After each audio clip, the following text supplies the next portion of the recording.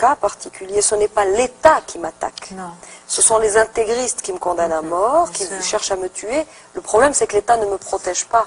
Mais c'est la même chose pour Taslima aussi. Taslima, c'est plus grave. C'est plus grave, c'est-à-dire fatwa. C'est une fatwa. condamnation. C'est une fatwa. Dans mon cas aussi, c'est une fatwa. Quand les intégristes condamnent, il faut qu'ils fassent une fatwa.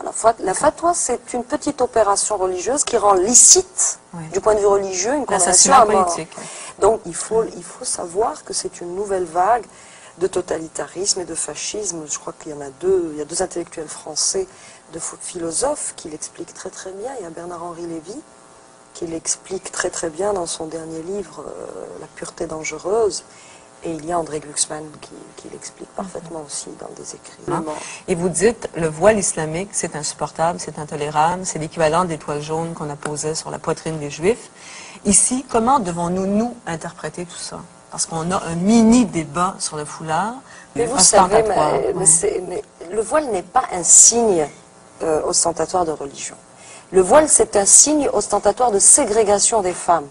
Parce qu'il y a des signes ostentatoires de religion. Moi, ma sœur m'a offert ce petit...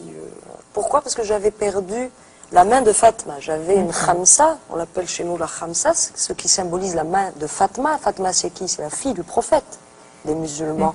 Et quand on porte la main de Fatma, c'est un signe ostentatoire de religion, qui ne fait de mal à personne, comme la croix ou la kippa. Qui ne fait de mal à personne, comme la croix ou la kippa. Mais le voile, que vous appelez voile islamique, c'est-à-dire le hijab, c'est un signe ostentatoire d'infériorisation des femmes, d'enfermement des femmes, de ségrégation des femmes. Quand une école veut produire des citoyens libres, il faut éliminer tous les symboles de ségrégation.